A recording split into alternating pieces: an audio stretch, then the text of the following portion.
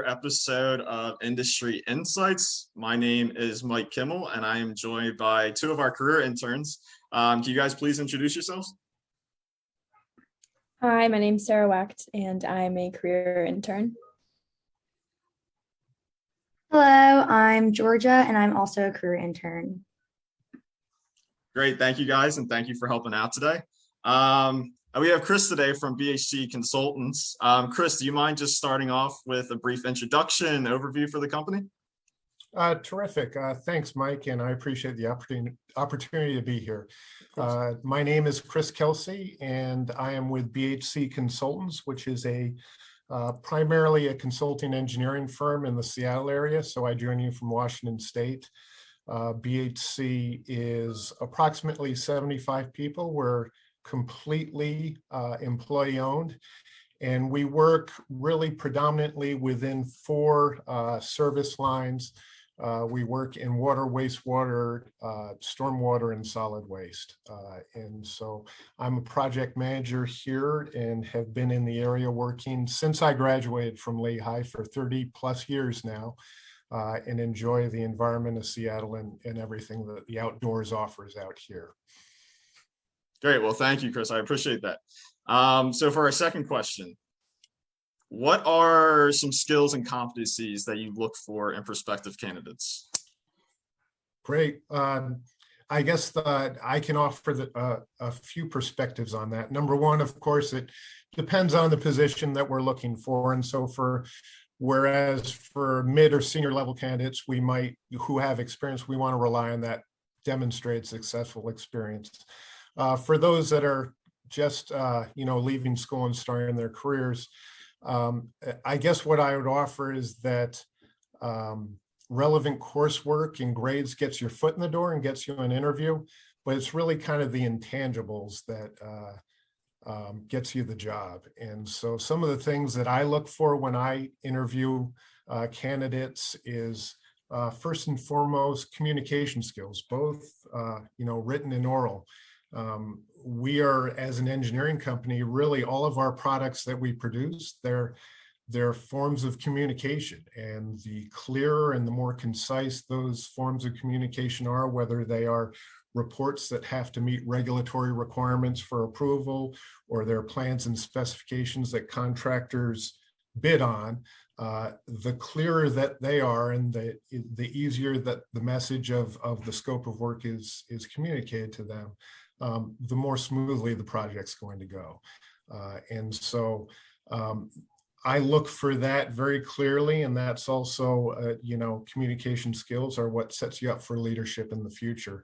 That passes over to the verbal arena. Engineering is not unlike many other industries where it's relationship based in the end. And so I like to, for our youngest staff engineers, at the nearest opportunities, put them in front of our clients to start building those relationships, because if we continue to do successful work, so many of our clients will continue to hire us to do more. And that's the way a company is successful. Some of the other things that I might suggest, and I think there's carryover to different industries, but I'm going to speak from a kind of an A&E industry perspective. I think it's beneficial if you kind of do some research and demonstrate a commitment to the industry. So for instance, out here, professional organizations are a very big thing. I am a water wastewater person, and so American Water Works Association and Water Environment Federation are two very prominent professional organizations that if students have shown that they're participating in a chapter, or have presented their capstone project, or are participating at a local level with those chapters, whether it's those two, ASCE or the countless others, that really resonates and earns you points. And then lastly, what I would suggest that as you look into things, be earnest in your research of the companies that you have interest in. With all the candidates that I interview, I am intentionally generic in one of my first questions to say, as you've prepared for this interview, how, tell me what about BHC intrigues you. Mm-hmm. And those that say, well, I noticed on your website that there was a really neat project that reminds me of my capstone. It's what I'm interested in integrated water resources and sustainable solutions, is that's going to earn more points than someone that says, well, I kind of like that you're based in Seattle and I have friends there. So That's great. Yeah, I mean, that really is like a wealth of information. And people, students are seeking that help for, how to do research on a company of interest. yeah, By all means, I would encourage students to check out the Career Center for that, because we can definitely help you with that.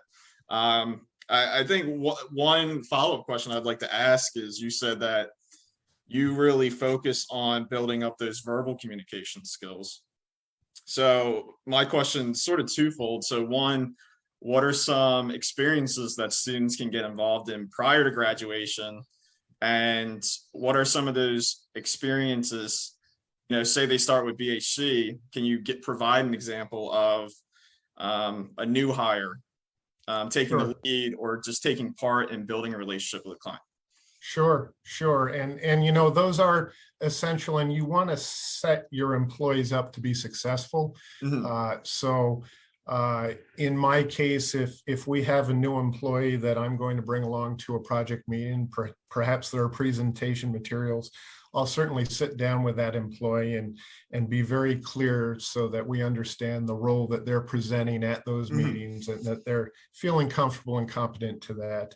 There are some people, myself included, when I was younger, that had was nervous in a public forum. And there are organizations, we've had people that have joined the Toastmasters out here that kind of exposes you to that. My recollection of Lehigh is that Lehigh does a great job for students not only of the engineering school, but of all schools, in incorporating into curriculum those opportunities that hopefully allow you to start to become comfortable in that type of setting. So. Great, thank you. All right, so the next question we have is, what makes an employee at your company stand out? I guess number one, it's the continuation of those skills and competencies that you demonstrated as we were talking to you and hired you. But then it becomes, again, for my individual firm, really what makes you successful is to be self-motivated and show initiative. And so all starting students or employees at our company, they're going to be swimming for a while. There are kind of sectors of the industry that you have to master. You have to understand the regulatory framework that drives our company and its work products. You have to understand all of the equipment vendors and research going on for the products that we design to meet water and wastewater and stormwater and solid waste needs. And then you have to understand the constraints of our client. And so there's obviously a recognition from our project managers that the new hires are going to be swimming to some extent. And so those that can be given some guidance and some milestones, and then can go off and be resourceful and don't need to be pointed to like projects, like reports or work products that they can review. They're resourceful enough to go to websites for vendors to look at products that we have specified for similar projects, and make follow-up calls with the vendors furnishing those products locally, to establish relationships, get on the phone with the regulatory representatives that are going to be reviewing and approving our documents before they can be constructed. The people that can kind of balance developing work and then come back at agreed upon milestones and ask questions all at once, so that the project manager can continue to juggle their many projects without having to handhold too much, is really going to resonate well and prepare you for really the culture of not only BHC, but our industry as a whole, where we all work at companies, but we all within those companies have kind of little serfdoms or pods, where you have a project manager and junior and mid-level engineers, and then support staff in niche disciplines that all support projects. And so you need to kind of, at all levels, demonstrate that resourcefulness to progress the work. Yeah, that's great. It's nice to know that you don't have to know everything, the ins and outs, right when you get into your role and your position, and there's a whole group of people just waiting to help you and give you the resources you need to build up your own status and your own skills. So that's great. Thank you for all of that. And the next question is, how does BHC Consultants incorporate diversity, equity, and inclusion into their workplace culture and hiring practices? And can you give an example? It's a great question, Sarah, and is one that will challenge me, and I appreciate that. The short answer is that BHC does not currently have a formalized policy for DEI, and perhaps that is somewhat associated with the fact that we're 75 people. But we are very aware of it, and I think that policy and the associated goals that typically come with them is coming. It's not far off. So where we sit now, I think we are very fortunate that we do have a diverse workplace, and believe that it's equitable and that we are doing everything to provide the resources that puts everyone on an equal footing to excel, and that they are compensated likewise. But the reality is that we've gotten a bit lucky with our hires in offering that diversification. And maybe that's a testament to those employees' communities realizing that this needs to be a point of focus. And so I am happy that the workplace that I walked into in 1990 out here, that really people looked the same and came from homogenous backgrounds, that I'd be very concerned if that was the workplace I walked into today. Even though we're 75 employees, we are very diverse and we celebrate our backgrounds. But we continue to have that in mind. I serve on the board of directors with the company, and this is a constant topic of conversation. We are in the midst of authorizing a consultant review of our board of directors and more officially defining our role in composition and where we lack things. And that will be certainly a prominent topic associated with that. Because even though we are diverse, we need to do better at the uppermost levels of management and ownership and leadership within our company. We're getting there, but we need to strive to continue to do so. So some examples, our unofficial examples, we have a deaf employee who is one of the funniest and has one of the most robust personalities that I'm happy to say we readily hired, grabbed up as soon as we could, and provided the resources so that communication with all other employees is not an issue. And he is paid on the same platform as everyone else as his position. And so there's a consciousness there. We have informal kind of lunchtime potlucks that people have had themes to recognize people's individual heritages. So we have someone that grew up in Guam and had a potluck and learned about his culture and upbringing. We have people from Barbados, from the Far East, et cetera. Actually, one of the people that I manage from Barbados, I was just very touched yesterday, just felt the need to send me an email and say, this isn't work related, Chris, but I just wanted to let you know that I'm very happy because after 400 years, we are no longer a monarchy. We became a republic yesterday, and it just led to an exhilarating conversation with her. Perhaps we don't pass with flying colors, but we hopefully are still very aware of DEI and its prominence as we move forward and grow. Definitely. That's great to hear. It sounds like it's already pretty much, ingrained in the company, but just getting it, further cemented seems like the next step. Yeah. That's great. Yeah. Thank you. Yeah. Awesome. So our next question is, how is employee feedback collected and used to further your company's mission? It's a very relevant question right now because we've recently invested to make sure that we are being thorough on that front.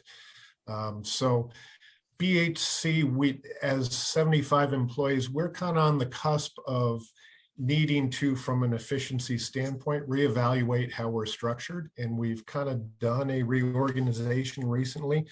But even with that reorganization, we've always kind of pitched ourselves pridefully on the fact that we're not a company that has several tiers of management, that we all spent years receiving an education and technical training to allow us to be engineers, whether it be electrical or civil or environmental, structural, or planners or code officials, or all the other services that we diversify with and offer. And so that's really an important element to kind of maintaining that responsibility and multi-tiered managerial company. And so with that, we have an informal policy that says from the top to the bottom, we have an open door policy. So everyone should feel comfortable communicating with anyone else. With that said, relying on that informal policy is not enough. So we've done a few things to augment that and make sure that we're being effective in those communication means. So the first thing that we've had in place for many years is a career guide program. So any new employee that steps in the door is allowed time to kind of gain familiarity with our culture and with our people, and then designate a career guide who they meet with on a regular basis, and then meet with more formally at the end of the year to kind of lay out goals for the ensuing year, and to review kind of where they are, how satisfied they are with the culture and their role within the company. And so we've had that in place for a while. Recently, we didn't think that was enough, and we actually had someone that left us that provided some feedback out the door that made us a little more concerned. And so we've recently invested in a software platform that's also app-driven called Culture Amp. And so Culture Amp allows us, all employees, and it's divided based on kind of confidentiality and comfort levels, where all employees are allowed through Culture Amp to provide formalized documentation and record of the feedback that they desire, either soliciting it from their supervisors or managers they're working with, or receiving it from those managers. And so I actually, on my Microsoft calendar on a weekly basis every Friday, have a reminder that comes up that reminds me to find an opportunity with both the people I manage and the people I'm working with projects on, to try to find opportunity to provide mostly positive reinforcement and recognize when great work is done, and make sure they're aware of that if I haven't verbalized that adequately, but also provide, constructive criticism, which is also important to them. That's a really good answer. That's awesome that you guys just developed the Culture Amp software. Yeah, I definitely have to research that.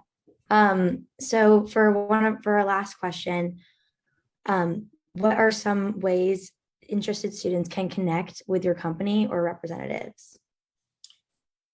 So I obviously have a lot of pride with my education and the way that Lehigh equipped me for the business world. And so I would start by saying that vested interest means you can contact me at any time at chris.kelsey@bhcconsultants.com. But beyond that, you can, we are on LinkedIn and other forms of social media. We have, I guess 2 years ago, we rebranded and updated our website. And so we're pretty proud of our website. So please go on and just look at bhcconsultants.com, where there are other various links that will lead you in directions if you have interest in employment or just technical questions within the industry. So I offer all those things. And additionally, I am on the Handshake platform specifically for Lehigh students. So you can reach me through that. And I'm hopeful that I hear from more and more as the year progresses. That's great. I love the fact that you're so welcoming about it. That's really cool. So also just wanted to ask, what would be the most important piece of advice for students who are preparing to or recently graduated? Advice. I'm not great at giving advice because I'm a firm believer that everybody needs to follow their own path. Mine's been imperfect, but led me to a good place eventually in life. But what I can offer, I guess I'd offer two things. Number one, go into the next phase of your life knowing that you're blessed, that you have a Lehigh education under your belt, and that whether you realize it immediately or down the road, that will pay for itself many times over. I couldn't be more proud of the resources that Lehigh continues to invest in to promote their students and place them successfully in life. The second thing that I would offer is something that, as I continue to see new employees coming into the industry is inspiring to me. And that's that people of your age, they just get it. You are coming into a world that is closer, has more people on it, and with it has a complexity of issues, both culturally and resource environmentally, that I, for much of my business career, haven't had to really focus on, and it needs to be focused on. It's past time. And I am so inspired when I run into young students and employees that just get it. They understand their individual footprint and impact on the world, as well as their cultural significance and how we're all tied together so closely in this day. And so please, for all of you going out into the world, continue to exhibit that, continue to inspire me, and make me know that the future of this planet is secure because of your leadership and your activism. That was a good piece of advice, Chris, and thank you for all the answers and your knowledge and wisdom about the industry and a bit about life there, towards the end. I'll make sure in the description of this video to include all the social media links, your website, just all the ways that folks can get in touch with you and other representatives at your company, to learn more. But that's it for this episode. So Chris, I just want to thank you, for coming out virtually and, just talking to us and sharing your knowledge. Terrific. I've appreciated the opportunity so much, Mike. And for any Lehigh folks in the area, whether you're interested in our company or not, say hi. Great. Well, thank you, Chris. I appreciate it. Okay. Thanks. And Pleasure thanks, meeting you, Sarah and Chris. Georgia. Take care. Bye.